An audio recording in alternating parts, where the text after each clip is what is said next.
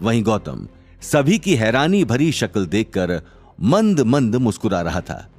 उसे अचानक ही वो पल याद आ गया जब यशवंत ने उसे फोन किया था और उसके काम से खुश होकर उसे एक शानदार विला देने की बात की थी। गौतम ने पहले तो मना किया, लेकिन कुछ ही देर में उसने मन बना लिया कि वो ये विला अवनी को तोहफे में देगा। और इत्तेफाकन ये वही विला निकला जिसके बारे में शनाया सभी लोगों से बातें कर रही थी। लेकिन अवनी की आंखों में अभी तक हैरानी थी, वो कुछ समझ नहीं पा रही थी। लेकिन तभी गौतम ने मुस्कुराते हुए कहा, अवनी, ये हमारा घर है। ये मुझे एक दोस्त ने गिफ्ट किया है। मैंने उसकी मदद की थी तो वो मेरे काम से बहुत खुश हो गए और उन्होंने इस खुशी के बदले मुझे ये विला दे दिया।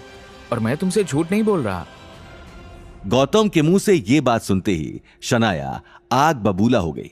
वहीं दूसरी तरफ सिद्धार्थ बहुत देर से अपने ताऊजी को फोन लगाने में लगा हुआ था, लेकिन उसकी सारी कोशिशें बेकार थीं। सिद्धार्थ हिम्मत हारकर शनाया के पास आ गया। दादी सा, ये आदमी झूठ बोल रहा है। मैं इसे अच्छे से जानती हूं। ये मन घड़ंत कहानियां बना रहा है। ये विला सिद्धार्थ के पापा का है, तो फिर इस फटीचर आदमी को कोई कैसे विला गिफ्ट कर सकता है? और वैसे भी इस आदमी की औकात भी क्या है जो कोई इसे इतना महंगा विला गिफ्ट करे? शनाया ने गुस्से में कहा। यह बात सुनकर गायत्री देवी भी सोच में पड़ गई। सभी अब सच जानना चाहते थे। सभी की खामोशी देखकर शनाया सिद्धार्थ के पास चली गई। सिद्धार्थ, आखिर तुम भी तो कुछ बोलो ना। बताओ इन सबको कि 2 कौड़ी का घर जमाई झूठ बोल रहा है। क्या हुआ? तुमने ताऊजी से बात की? वो अभी दूध का दूध और पानी का पानी कर देंगे। शनाया ने एक सांस में अपनी बात कही। शनाया, मुझे भी कुछ समझ में नहीं आ रहा। बहुत देर से ताऊजी को कॉल लगा रहा हूं, लेकिन उनका फोन ही नहीं लग रहा। सिद्धार्थ ने जवाब दिया। ऐसा कैसे हो सकता है? तुमने कुछ दिन पहले ही तो बात की थी। सिद्धार्थ, मुझे कुछ समझ नहीं आ रहा। कहीं तुम मुझसे कुछ छिपा तो नहीं रहे?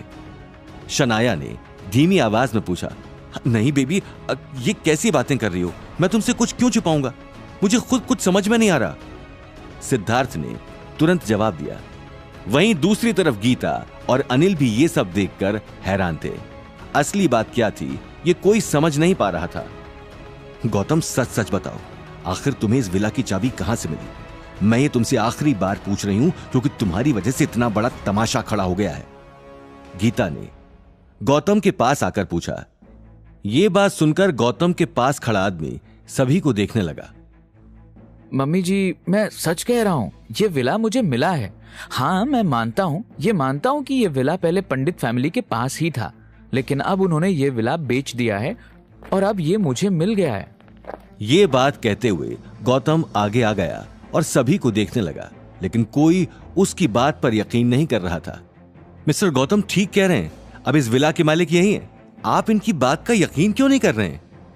गौतम के पास खड़े आदमी ने समझाते हुए कहा।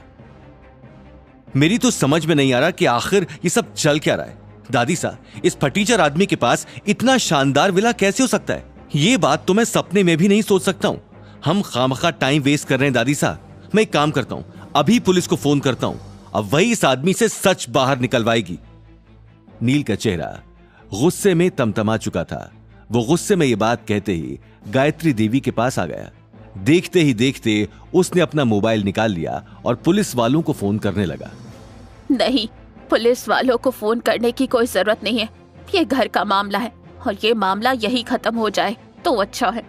अभी कुछ दिनों में शनाया की शादी है और मैं नहीं चाहती कि पुलिस हमारे घर पर आए। गायत्री देवी ने जवाब दिया और गौतम के पास जाकर उसकी आंखों में आंखें डालकर देखने लगी। अगर तुम्हारी बात में जरा सी भी सच्चाई है तो हम बिना कुछ कहे यहाँ से चले जाएंगे, लेकिन अगर तुम्हारी बात झूठ निकली तो मैं इस बार तुम्हें छोड़ने वाली नहीं हूँ। तुम अभी मुझे अच्छी तरह से जानते नहीं हो। अवनी को तो मैं कंपनी से निकालूंगी ही और तुम्हारा मैं वो हाल करूंगी इस बार कि तुम कभी मेरे सामने खड़े होने के लायक भी नहीं रहोगे। सिद्धार्थ बेटा, तुम अपने अंकल को फोन लगाओ। अब सिर्फ वही बता सकते हैं कि झूठ क्या है और सच क्या है। गायत्री देवी की आंखें गुस्से में लाल हो चुकी थीं। गीता और अवनी भी ये बात सुनकर घबरा चुके थे। हाँ, मुझे मंजूर है। मैं भी यही चाहता हूं, सच सबके सामने आए आखिर इस विला का असली मालिक कौन है, सबको पता चले। गौतम ने गायत्री देवी की आंखों में देखकर यह कहा। उसकी आंखों में डर का नामो निशान नहीं था। देखते ही देखते सिद्धार्थ ने अपने ताऊजी को फिर से फोन लगा दिया था। अवनी का दिल जोरों से धक धक कर रहा था। आगे की कहानी जानने के लिए देखिए अगला एपिसोड सिर्फ पॉकेट एफएम के यूट्यूब चैनल पर, और रॉयल वारिस के सारे एपिसोड्स को सुनने के लिए डिस्क्रिप्शन में दी लिंक से डाउनलोड करें पॉकेट एफएम ऐप।